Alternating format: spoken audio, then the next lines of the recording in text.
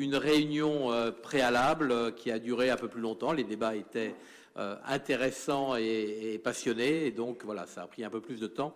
Et nous démarrons avec une petite demi-heure de retard notre ordre du jour. Et donc, je procède rapidement à l'appel. Alain Assement, Didier Beaujoin, Marie-Louise Besson, Alain Bisson, Philippe Blavette, Nadia Blin n'est pas là. Elle est excusée. Elle n'a pas donné pouvoir, je pense. Non, si.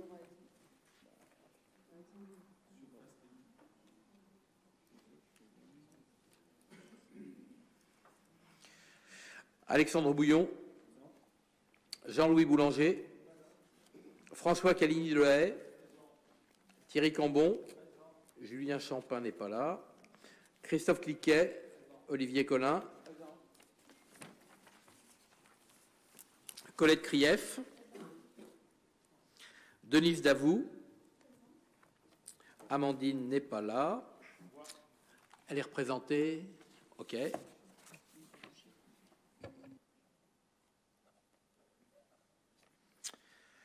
Didier Delprete, Anne-Marie Depeigne n'est pas là. Annie Dubos, je l'ai vu. Tristan Duval, Bernadette Fabre, Jean-Louis Fouché, Christine Garnier. Christine a donné pouvoir, je crois, à Gérard.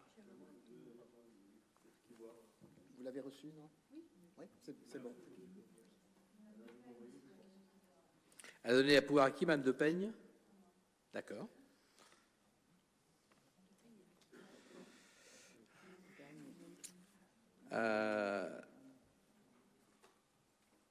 C'est ça, oui, c'était marqué Gérard Martin. Daniel Garnier, Jean-Luc Garnier.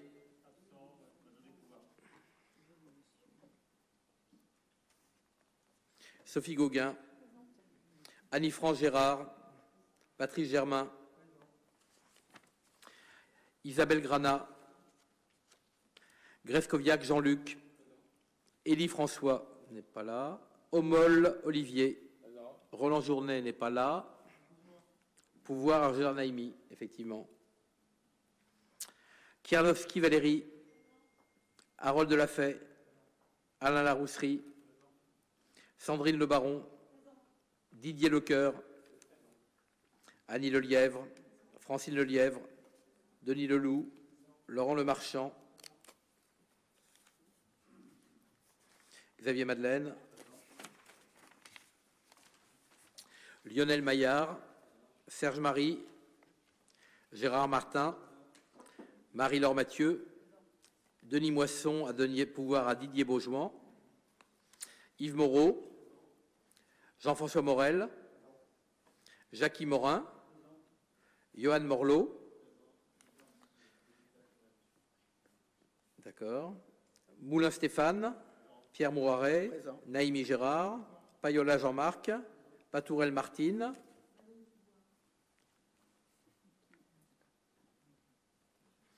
Paturel Brigitte donc a donné pouvoir à Johan Morlot, Paz Olivier présent, Sylvie Penel, d'accord,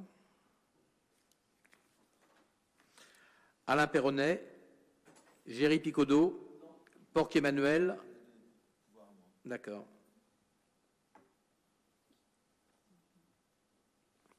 Patrick Thibault, François Vanier, Gilles Walter.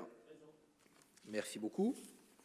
Alors, je vous propose, parce que on a pris du retard et que je m'étais engagé, puisque je sais que Tristan a un certain nombre d'obligations liées à la préparation d'un festival, un secrétaire de séance, oui, puisqu'on n'a pas, du tout. Tiens, Alexandre, c'est bien de t'être proposé. T'as levé les yeux vers moi au moment. Oui, ben voilà. Vous lui donnez. Vous lui expliquez tout. Je ferai le point sur la commande publique, mais comme on a pris beaucoup de retard, je vous propose donc qu'on commence par le tourisme. Et donc, les deux points, le point 2 et le point 3. Et ensuite, on reviendra en arrière et on terminera par les décisions que j'ai pu être amené à prendre. Pardon. Merci, Monsieur le Président. Et oui, effectivement, je suis attendu depuis tout à l'heure par d'autres personnes qui sont là pour un événement qu'on organise bientôt et sur lequel on a des soucis.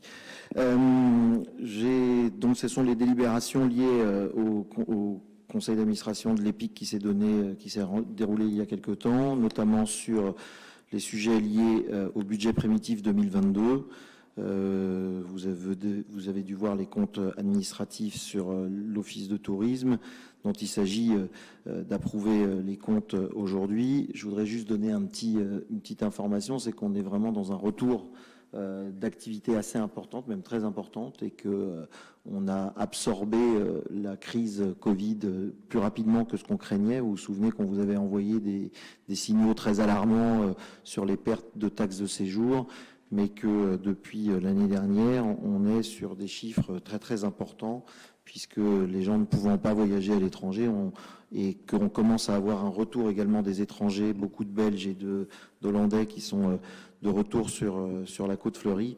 Donc on a des chiffres qui sont plutôt intéressants. Donc vous avez plusieurs délibérations sur les approbations concernant les comptes administratifs, sur le budget. Alors je ne sais pas si vous avez des questions, si vous voulez qu'on le voit en détail complètement, mais on a un compte administratif qui a été approuvé en EPIC par l'ensemble des élus, et peut-être quelques chiffres importants sur le budget, sur les recettes d'exploitation. On est sur un total d'1 654 860,52 qui comprennent à la fois les taxes de séjour et les recettes annexes comme la publicité,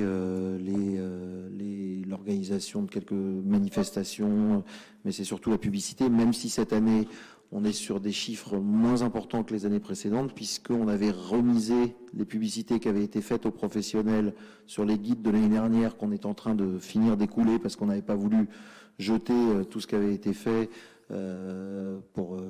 qui n'avait pas été distribué. Donc on est sur des chiffres un peu moins importants, mais on est sur des totals de recettes d'exploitation cumulées à 2 630 000 €. Voilà, et je crois que vous avez reçu également une note de rendez-vous pour le 14 mai, c'est ça? Non, c'est parti ou pas? Peut-être pas encore, non. On parlera une autre fois. Juste en détail sur la délibération. Non, enfin, on peut le dire, le 14 mai, il y aura une présentation du projet qui est porté par l'EPIC sur les prochaines années en termes de développement, ce que Tristan appelle le second étage de la fusée. Et voilà, il sera important que chacun se positionne en connaissance de cause par rapport à ce projet.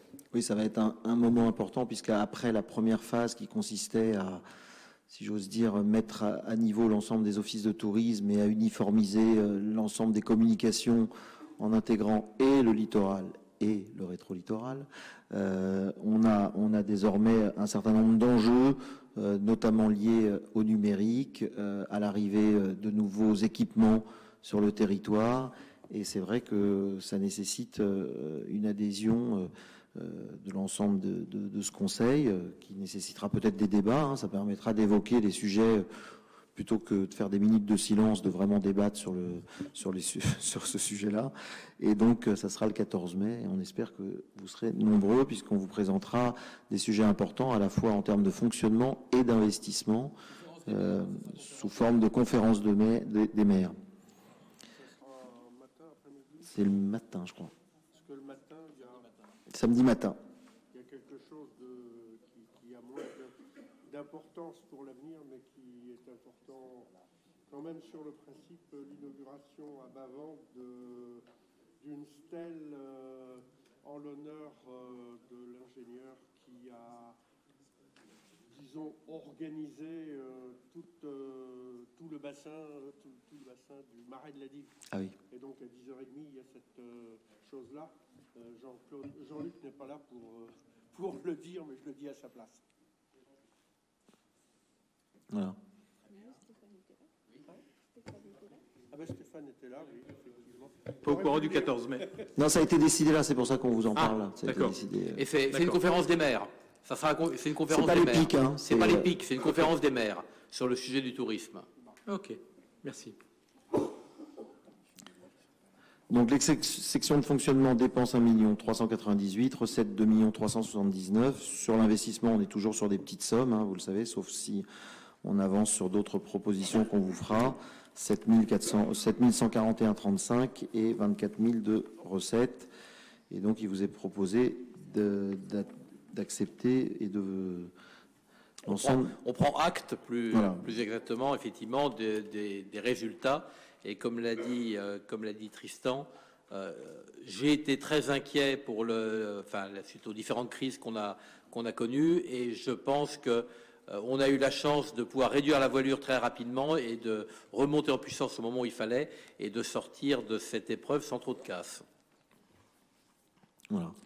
Ok, des questions, des remarques. Alors je soumets donc à votre approbation ce rapport de l'EPIC, puisque l'EPIC dépend de nous, donc il doit nous rendre compte de son activité et de son budget. Qui est contre? Qui s'abstient? Unanimité, merci. Et on continue le point suivant. Merci. Oui, le point suivant, en fait, il s'agit d'autoriser le président sur des conventions d'objectifs et de moyens avec l'EPIC. Et ça reprendra ce qu'on évoquera notamment le 14 mai sur l'émission, le périmètre d'émission des offices de tourisme, la façon dont on adapte le fonctionnement de ces missions au regard des évolutions de la crise sanitaire. Vous savez que depuis la crise sanitaire, les offices de tourisme sont fermés le dimanche, y compris celui de Cabourg, est fermé le dimanche. Ils vont réouvrir pour l'été, mais pour l'instant, ils sont fermés le dimanche, ce qui peut interroger, pas interroger, même si on voit bien que les comportements changent et qu'en dehors de ceux qui viennent régulièrement pour y prendre de l'information, les touristes ont tendance aussi à avoir d'autres modes d'information et de communication, notamment à travers le numérique, ce qui nous permet là de récupérer beaucoup d'économies sur le budget global, puisque les dimanches étant des jours mieux payés évidemment pour les salariés, on avait fait ce choix et avec toutes les communes, enfin les 4 communes concernées, de fermer nos offices de tourisme le dimanche. Ça sera encore le cas cette année, on verra l'année prochaine, sauf l'été pour celui de Cabourg, puisque là on est sur des fréquentations très importantes. Donc voilà, donc c'est cette convention d'objectifs et de moyens qui est signée entre NCPA et l'EPIC et qui sera abordée lors de cette réunion du 14 mai avec un certain nombre de points stratégiques qui vous sera évoqué. Alors, si ce n'est, je précise un petit peu, cet avenant numéro 3, il termine l'année, il va jusqu'à la fin 2022, et le 14 mai, on va parler de ce qui va se passer, après. Là, en réalité, on a prolongé d'une année, puisque justement, on était dans une année d'entre-deux où on sortait tout juste de la crise. Le projet global pour la suite n'était pas encore fixé, donc on a jugé utile de poursuivre jusqu'au 31 décembre 2022 et de rouvrir une nouvelle phase qui sera sans doute 2023-2027 sur 4 années, avec un projet clairement défini et qui sera soumis donc d'abord aux conférences des maires pour qu'on puisse échanger et bien entendu au conseil communautaire par la suite.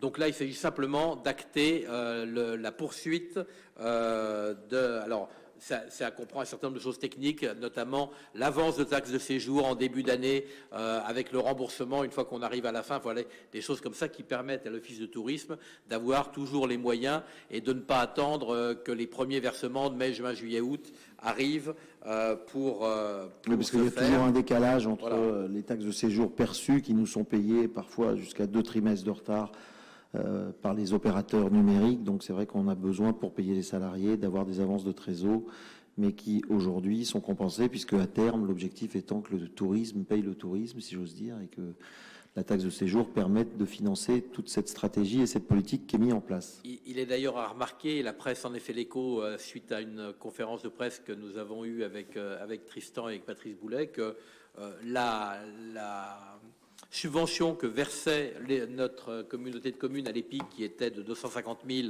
au début, était l'an dernier de 146 000 et passe cette année, pour cette année 2022, c'est ce qui a été présenté au budget, à 100 000. Donc vous voyez, j'allais dire, la montée en puissance de la taxe de séjour a permis peu à peu, et en dépit des crises, alors la crise a retardé un petit peu, on a été 2 années avec le même montant, mais on a quand même réussi à faire en sorte que la participation issue des impôts est devenue complètement, j'allais dire, très minoritaire au regard de la plus grande part qui est issue du territoire. Et là, c'est pareil, puisque j'ai dit que je ferai une opération vérité pour les chiffres. Je vous produirai avant l'été un tableau où vous aurez pour chaque commune les recettes fiscales des ménages, les recettes fiscales des entreprises, le montant de l'attribution de compensation en plus ou en moins, le montant de la taxe de séjour et également, à notre connaissance, les coûts que chacune des communes occasionne pour la communauté de communes, combien il y a d'enfants inscrits à Dosjulé, à Saint-Jouin, combien est-ce qu'il y a d'enfants d'Hérouvillette à l'école de musique, voilà, comme ça on aura un tableau précis qui permettra de voir à la fois ce que l'on apporte à la communauté de communes et les dépenses qu'on lui occasionne. Voilà, des questions sur cet avenant numéro 3. Je le soumets à votre vote. Qui est contre?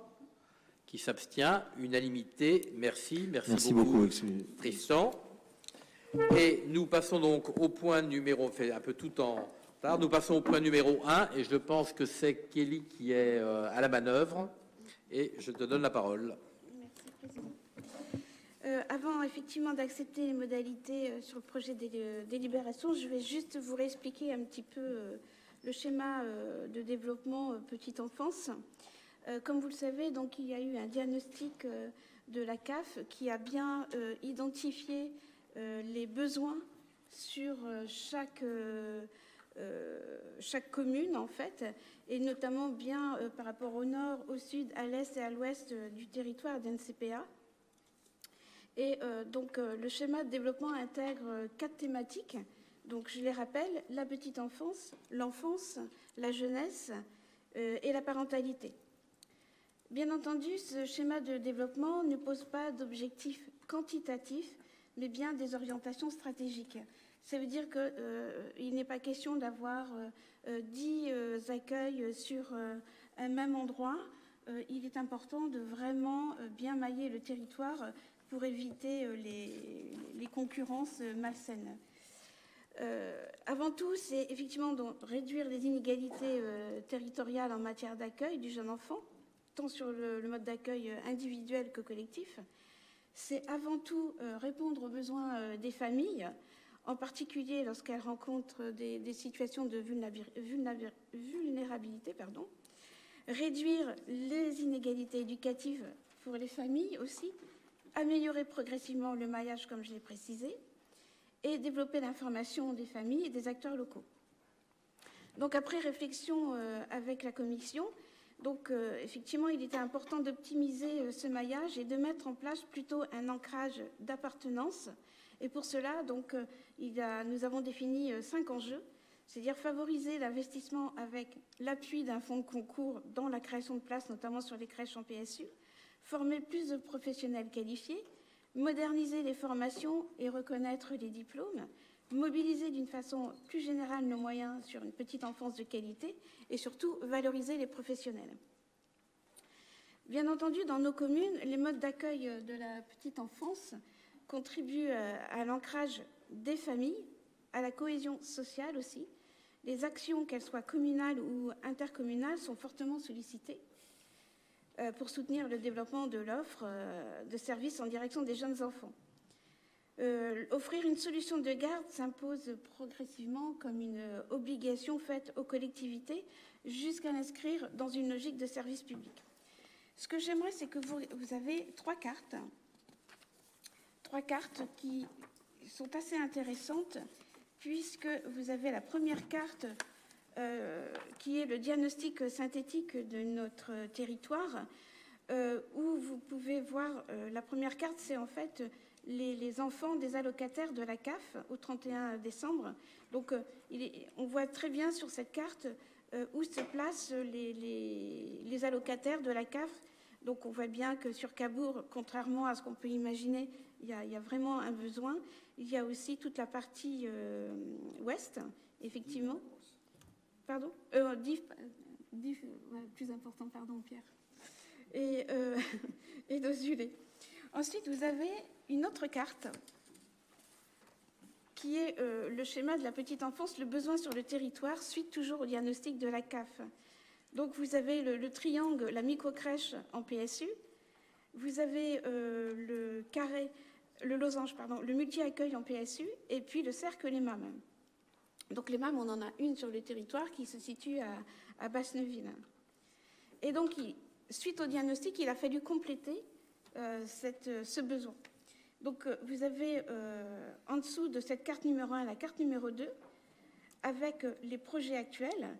Donc, vous retrouvez... donc, il est évident aussi que nous avons beaucoup de propositions d'entreprises privées donc, qui se proposent d'être en microcrèche page. Et la différence, c'est que les pages, nous ne les subventionnons pas, mais par contre, nous subventionnons les PSU. Donc, vous avez donc, les microcrèches donc, rouges en page. Vous avez les microcrèches en PSU, le triangle bleu. Donc, et ensuite, vous avez le multi-accueil en PSU et toujours la MAM. Donc, si vous regardez bien les cartes, on commence à avoir un maillage plutôt intéressant sur l'ensemble de notre territoire. Pourquoi la MAM disparaît, là, par exemple? C'est ça que j'arrive pas à comprendre. La MAM disparaît, c'est-à-dire Dans les projets actuels, là, il n'y a plus la MAM, par exemple. La carte numéro 2, elle a été oubliée. Ah bon? Oui, il y a eu une petite erreur, il y a une petite coquille. Non, Effectivement, c'est très bien, je vois. Elle existe depuis 4 mois, mais elle existe. Non, mais si elle a été bien résumée dans le schéma, dans le cadre de la CTG. Elle est bien identifiée, tu n'as pas de problème. Je n'ai pas de problème. Alors, bien entendu, c'est un projet évolutif. Ce n'est pas un projet qui est figé dans le temps, puisqu'il y a encore des besoins, notamment sur Dozulé. Peut-être qu'il y aura une évolution sur une MAM, sur une PSU, sur une page.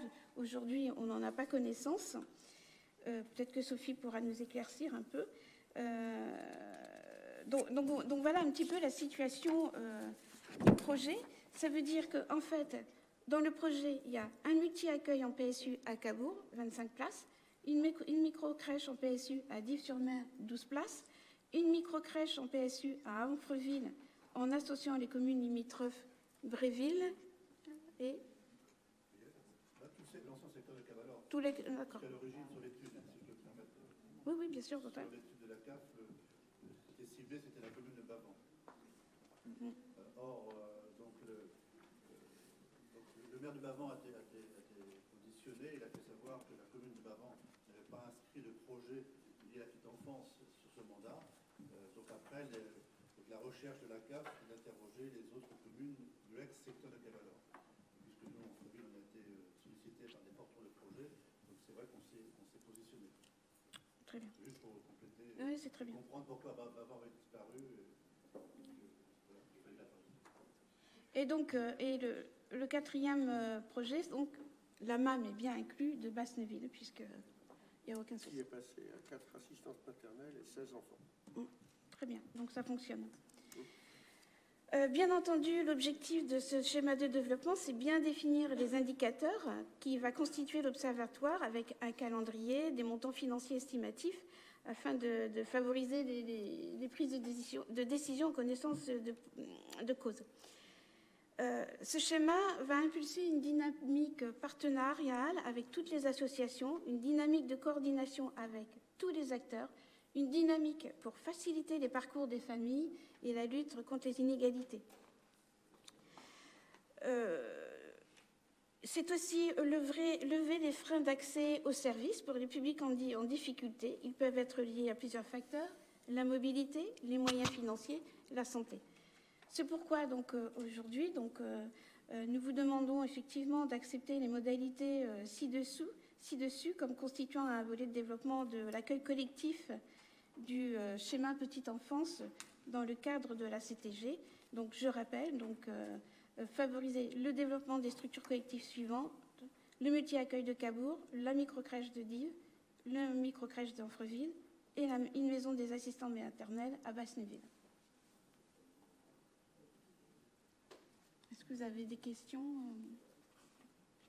Alors, pour l'instant, ça ne constitue pas un engagement financier. Non, C'est pas ça. du tout. C'est simplement, ça permet à la Caisse d'allocation familiale, puisque nous sommes, j'allais dire, nous sommes l'échelon qui programme et qui organise le schéma. Donc, le fait d'accepter ça, ça fait que la CAF accepte de s'emparer des dossiers et de voir quelle est l'aide qui peut être apportée à chacun de La ces PMI dossiers. aussi. Oui, D'abord la PMI, d'accord. Et ensuite la CAF. Ok. Xavier. Oui. Je voulais apporter une petite précision pour que chacun comprenne bien le différent mode de gestion entre le PSU et PAGE. Donc moi j'ai le rapport de la CAF sur le schéma départemental de services aux familles, et donc sur les bases des chiffres 2020, parce que c'était au terme de ce schéma départemental. Et alors donc le choix du mode de garde et l'accessibilité financière pour les familles, c'est extrêmement important que chacun s'en empare. Alors concernant les établissements d'accueil de jeunes enfants, ce qu'on appelle les EAJE, sous gestion PSU. Donc, la tarification nationale est imposée sur la base des barèmes de la CNAF et donc déclinée au niveau des CAF. Concernant les microcrèches PAGE, donc la tarification est libre et définie par le gestionnaire. Voilà, donc oui, d'un côté c'est public, de l'autre côté c'est privé. Alors, quand je décline donc le mode de gestion sous forme PSU, donc le taux d'effort demandé aux familles en fonction de leurs ressources et de la composition familiale. Le coût moyen des participations familiales dans le Calvados, donc sur la base des chiffres 2020, est de 1,44 € par heure, qui comprend les produits d'hygiène, les couches et les repas inclus. Lorsqu'on regarde au niveau de la formule gestion PAGE, donc le coût des participations des familles, vous voyez bien que de 1,44, il passe à 10 € de l'heure par enfant pour les mêmes produits. Et les principales recettes de la structure proviennent du financement des familles. Et s'ajoute un remboursement direct à la famille via le complément de mode de garde, ce qu'on appelle le CMG, de la formule gestion PAGE. Un petit exemple sur les bases des chiffres 2020, donc sur le reste à charge pour une famille.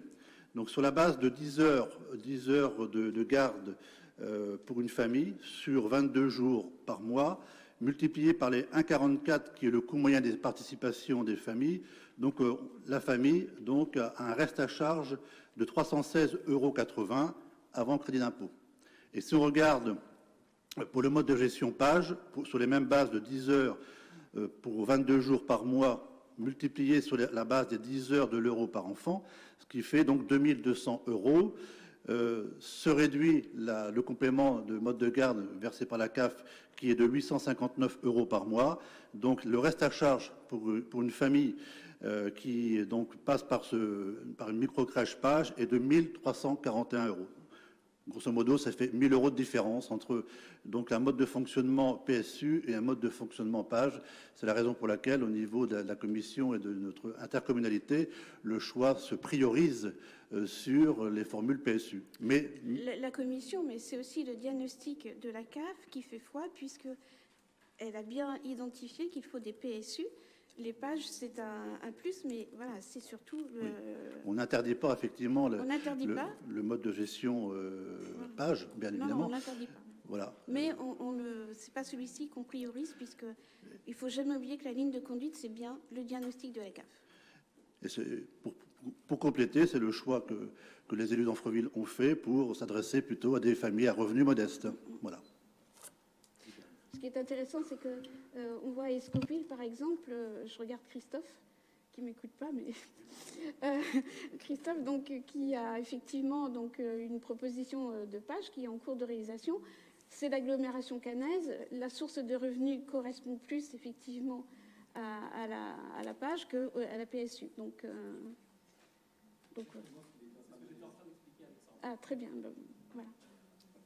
Très bien, merci à tous pour ces explications. Donc, je vous demande, comme le prévoit la délibération, d'accepter les modalités comme constituant un volet de développement de l'accueil collectif du schéma petite enfance dans le cadre de la CTG.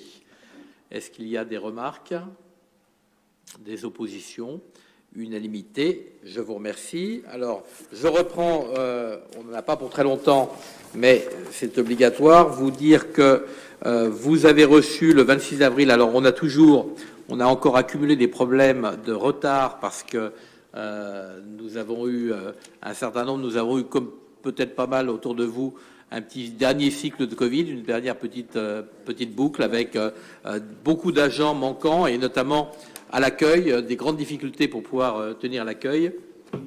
Ce qui fait que vous n'avez reçu qu'il y a 2 jours le compte-rendu du mois de février et que celui du mois de mars n'a pas pu être pour les mêmes raisons qu'en février. Voilà, donc on est toujours avec un compte-rendu de retard à l'heure actuelle. Est-ce que vous voulez qu'on approuve celui du mois de février que vous avez reçu il y a 2 jours? Je pense que vous avez eu le temps de le lire. Est-ce qu'il y a des questions, des remarques sur ce compte-rendu? Oui, Thierry.